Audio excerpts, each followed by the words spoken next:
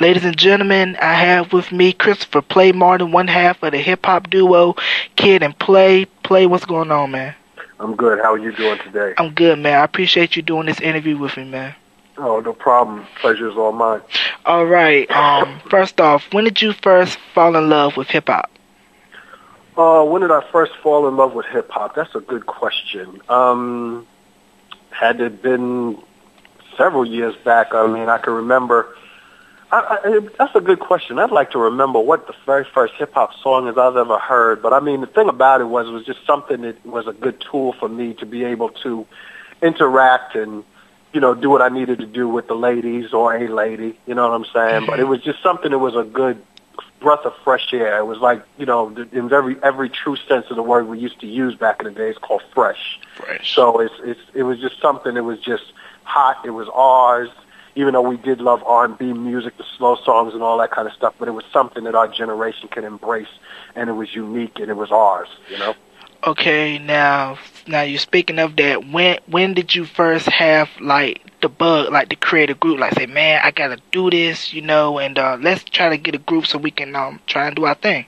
I don't think it was that fierce. I think, you know, because I'm old enough and been blessed enough to have been around long enough to remember when it was really, really new, and when it really originated. And it was just something that was really an individual thing. You know, it was something that, you know, I guess as you take a hairbrush and be in the mirror pretending you was a singer, you know, it was just that el natural in regards to being in front of a mirror and pretending you're rapping, because it just seems something so easy, so something that you can relate to so quickly. So I think what would happen is that as you would see it when people were trying to depict or recreate the early days of rap, how everybody would be in what you call a circle or a cipher. And everybody would individually take their turns expressing their rap. And then eventually it would evolve into cliques or groups and gangs and crews and all that kind of stuff like that. So that's how it evolved.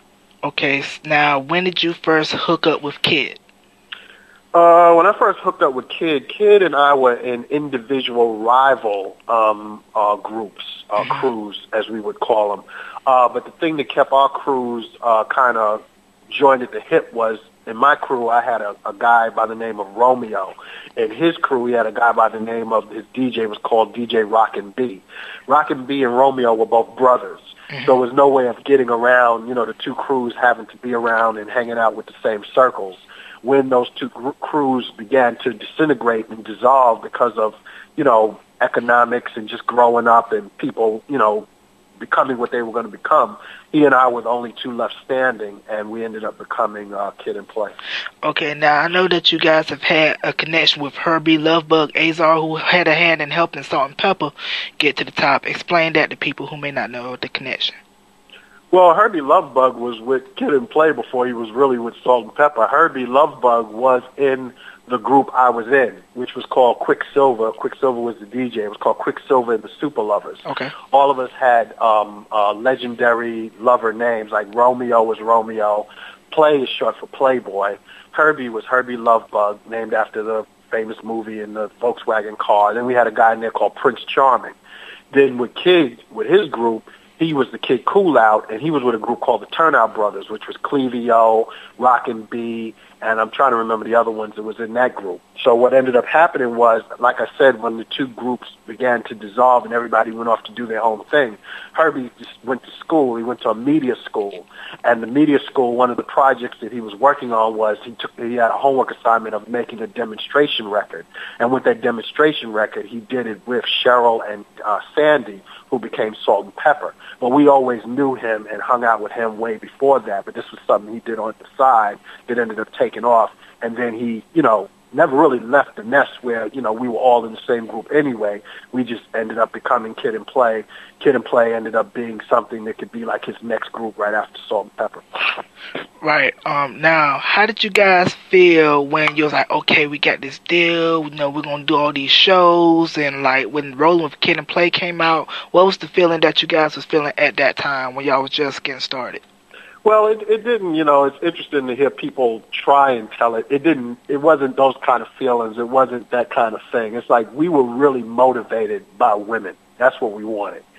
So it's like wherever we needed to be to do what we needed to do, that's what we did. So it was like a lot of times we did what we did to get with a certain girl or with these girls, but then we'd look back over our shoulders and say, oh, we did that while we were doing this? We didn't know that. All right, cool. So it was nothing really like as planned out as like we're going to make a record, we're going to do these shows. It was always about where are the people at, where are the girls at. And then looking back in hindsight, we're like, oh, we made a record. Oh, everybody likes the record. Oh, wow, we did a movie. Everybody likes the movie. You know, it was mostly like that. It was like looking back and saying, oh, wow, look at what we achieved while we were trying to do this. We were so limited in our vision and in our thoughts. But at the same time, we did have aspirations of being successful. But like in my case, I can't speak for Kid and Herbie all the way.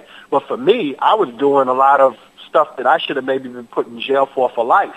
You know, as far as what I was sometimes really concentrating on, because I was out there in the streets trying to hustle and get my survival and get my thug on. You know what I'm saying? Mm-hmm. So it's like it wasn't as, you know, for people who kind of think like that, they have they're smarter. You know, they're more intelligent, more in a planning thing. And ours wasn't really a planning thing. Ours was like, all right, cool. All right, cool. All right, cool. All right, cool. Cool. You know, so kind of like.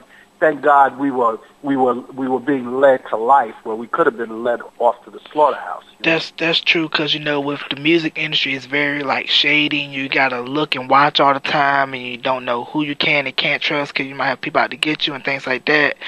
And speaking of the industry, you guys were really one of the first hip hop acts to really cross over into the mainstream, like along Heavy D and the Boys, Beastie Boys, LL Cool J, and other rappers. So how do you feel about, you know, people were saying then if you were pushing KFC or Coca-Cola, you would be a sellout, and how you feel about, you know, the whole vibe about doing endorsements now than compared to when you guys were out doing y'all thing?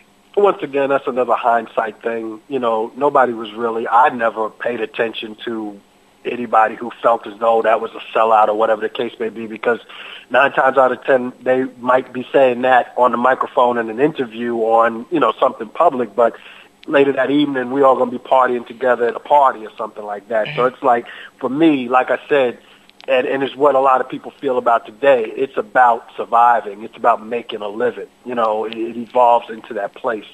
You know, I did what I wanted to do. I did what I felt what I had to do, you know. And like I said, I can never take the credit for saying this is what I strategically planned was to help pave the way for artists that are doing big things and big things and big numbers today.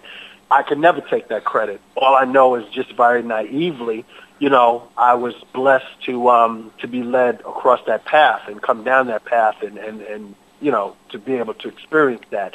But it's like, you know, not to take anything away from Rosa Parks or Martin Luther King, but, you know, the truth be told is that when you do what you're supposed to be doing, things turn out right.